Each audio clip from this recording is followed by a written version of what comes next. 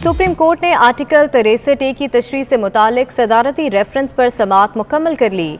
फैसला आज शाम 5:30 बजे सुनाया जाएगा। सुप्रीम कोर्ट के लार्जर बेंच ने अटॉर्नी जनरल की रेफरेंस नाकाबिल समाअत करार देने और बगैर राय रेफरेंस वापस भेजने की सदा मुस्तरद कर दी। मज़ीद जानेंगे, अमानत गशकोरी हमारे साथ मौजूद हैं। अमानत, बताएगा इस समाअत का अहवाल। जी बिल्कुल, सुप्रीम कोर्ट ने आर्टिकल 63A से मुतालिक सदारती रेफरेंस पर अपनी राय महफूज कर ली है। सुप्रीम कोर्ट की जानिब से आर्टिकल 63A की तशरीह से मुतालिक सदारती रेफरेंस पर राय आज शाम 5:30 बजे सुनाई जाएगी। सुप्रीम कोर्ट में आर्टिकल 63A की तशरीह से मुतालिक सदारती रेफरेंस पर तमाम फ़रीक़ैन के जो वकला थे उनके दलाइल मुकम्मल हुए। दलाइल मुकम्मल होने के बाद अदालत ने राय महफूज कर ली, जो कि आज शाम 5:30 बजे सुप्रीम कोर्ट के कमरा अदालत नंबर 1 में सुनाई जाएगी।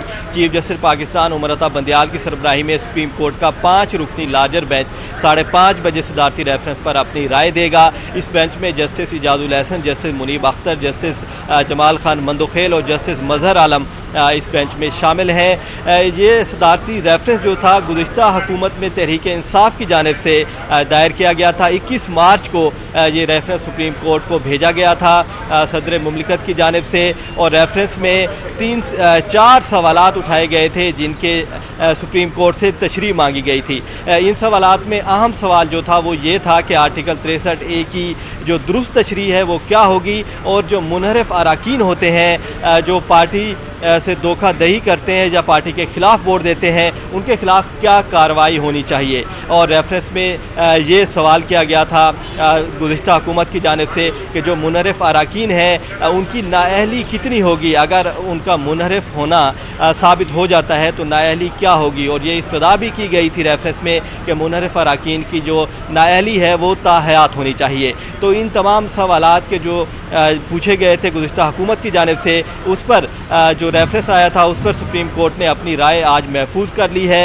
21 मार्च को रेफरेंस भेजा गया था और टोटल इस पर 20 समातें हुई हैं सुप्रीम कोर्ट में। 20 समातों के बाद सुप्रीम कोर्ट ने अपनी राय महफूज कर ली है, जो कि आज शाम 5:30 बजे सुनाई जाएगी।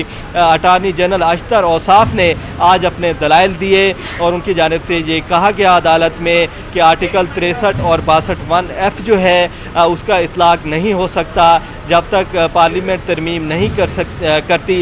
इन दोनों आर्टिकल का जो है इतलाक़ नहीं किया जा सकता। उनकी जानिब से ये भी कहा गया कि जो मुनहरिफ अराकीन हैं वो अपनी मर्ज़ी से वोट दे सकते हैं, उनका वोट शुमार भी होगा। जबकि उनकी जानिब से सोशल मीडिया का शिकवा भी किया गया और ये कहा गया कि सोशल मीडिया पर उनके खिलाफ कैंपेन चलाई गई, जिस पर चीफ जस्टिस पाकिस्तान उमर अता बंदियाल ने रिमार्क्स दिए कि सोशल मीडिया को आप ना देखा करें। हमारे बच्चे भी हमें मना करते हैं कि सोशल मीडिया ना देखा जाए। चीफ जस्टिस पाकिस्तान का कहना था कि आप अच्छी चीज़ें पढ़ा करें और संजीदा जो मवाद है वो आप पढ़ा करें। तो केस का ये फ़ैसला आज महफूज किया है सुप्रीम कोर्ट ने, जो कि शाम 5:30 बजे सुनाया जाएगा। और केस का जब समाअत मुकम्मल हुई तो चीफ जस्टिस पाकिस्तान ने पश्तो में ये अल्फाज कहे कि आज शाम 5:30 बजे सदारती रेफरेंस पर अपनी राय देंगे।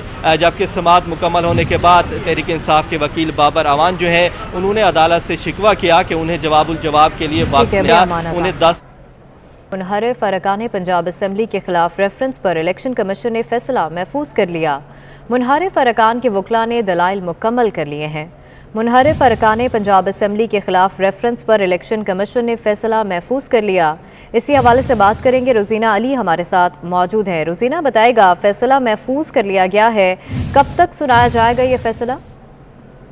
जी बिल्कुल, इलेक्शन कमीशन ने जो पंजाब असम्बली के मुनहरिफ अराकीन के इस हवाले से अपना फैसला महफूज कर लिया। आज भी दलाइल देने का सिलसिला जारी रहा और आज जो है बैरिस्टर अली जफर ने अपने दलाइल में जो उन्होंने कहा कि इलेक्शन कमीशन ने देखना है कि हिदायत की कि नहीं वोट दिया गया था या नहीं दिया गया था, और पार्टी मेंबरान के मुतालिक जो है जो तमाम दलाइल अभी तक दिए गए हैं उस हवाले से इलेक्शन कमीशन ने अब बेहतर फैसला करना है। उन्होंने ये भी कहा कि मुनहरिफ अरकान वोट नहीं डालते तो हमजा शहबाज वजीर आला ना बनते, और मुनव्वर फनकार ने वोट डालने से इलेक्शन कमीशन ने इस पर इस्तफसार किया था कि वोट डालने से क्या इनकार नहीं किया था, जिस पर दोबारा से उन्हें इलेक्शन कमीशन के सामने ये बात रखी गई कि इस हवाले से फैसला जो है इलेक्शन कमीशन ने करना है। ठीक है, बहुत शुक्रिया रुजीना अली आपका।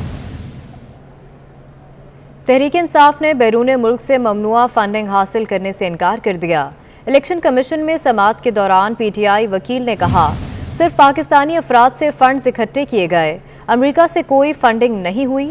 स्क्रूटनी कमेटी हमारी दस्तावेजात मुस्तरद नहीं कर सकती। केस की कल दोबारा समाअत होगी। आपको बताएं कि तहरीक इंसाफ ने बैरून मुल्क से ममनुआ फंडिंग हासिल करने से इनकार कर दिया। इलेक्शन कमीशन में समाअत के दौरान पीटीआई वकील ने कहा कि सिर्फ पाकिस्तानी अफराद से फंड्स इकट्ठे किए गए, अमेरिका से कोई फंडिंग नहीं हुई। स्क्रूटनी कमेटी हमारी दस्तावेजात मुस्तरद नहीं कर सकती।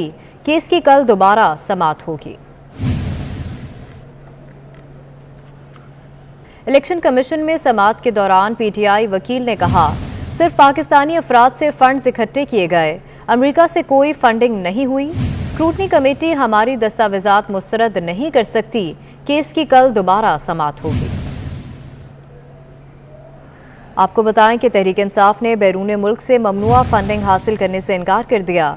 इलेक्शन कमीशन में समाअत के दौरान पीटीआई वकील ने कहा कि सिर्फ पाकिस्तानी अफराद से फंड्स इकट्ठे किए गए, अमेरिका से कोई फंडिंग नहीं हुई। स्क्रूटनी कमेटी हमारी दस्तावेजात मुस्तरद नहीं कर सकती।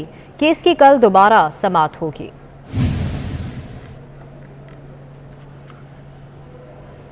पीटीआई फॉरेन फंडिंग केस के दरख्वास्त गुजार अकबर एस बाबर का कहना है, फॉरेन फंडिंग केस में हम जरूर कामयाब होंगे।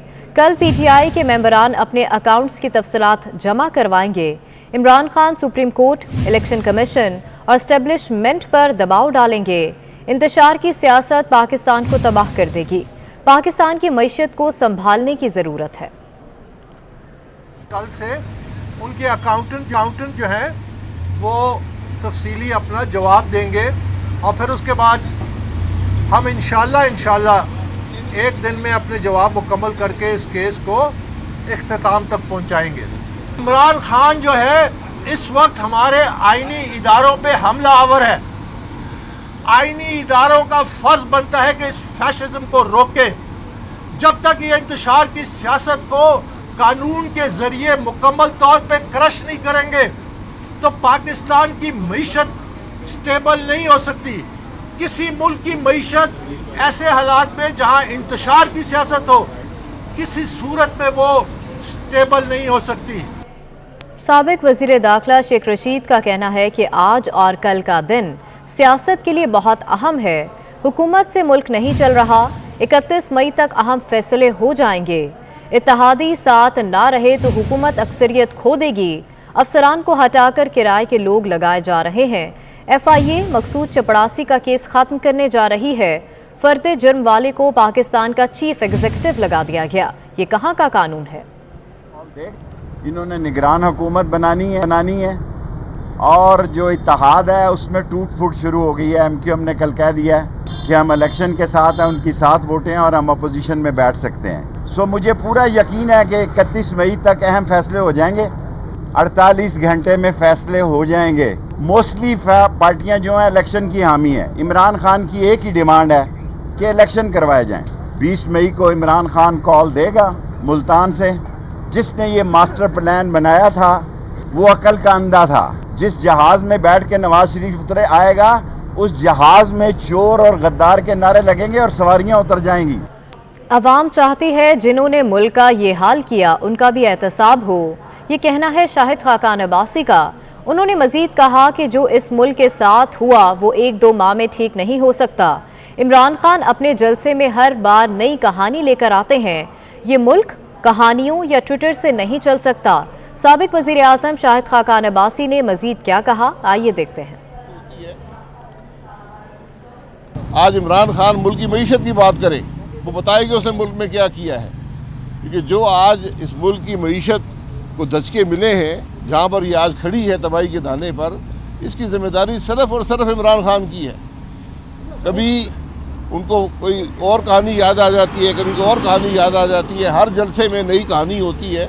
लेकिन कहानियों से मुल्क नहीं चलते, ट्विटर से मुल्क नहीं चलते।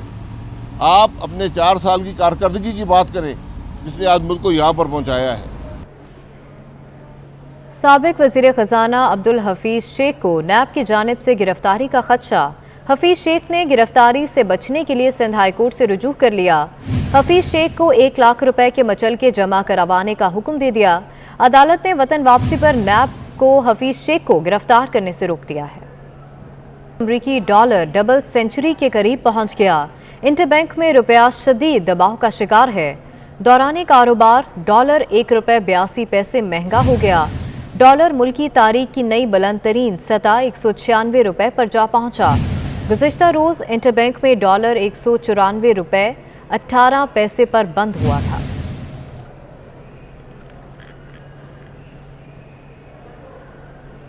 पाकिस्तानी बरामदात कुनिंदगान ने अफगानिस्तान तजारत के मसले पर FPCCI से राबता किया है। बरामद कुनिंदगान ने मुतालबा किया है कि बढ़ते हुए मसाइल की वजह से पाकिस्तान से अफगानिस्तान को बरामदात में कमी आना शुरू हो गई है। मज़ीद तफसीलात जानेंगे, अशरफ खान हमारे साथ मौजूद हैं। अशरफ, बताएगा इस राबते के हवाले से।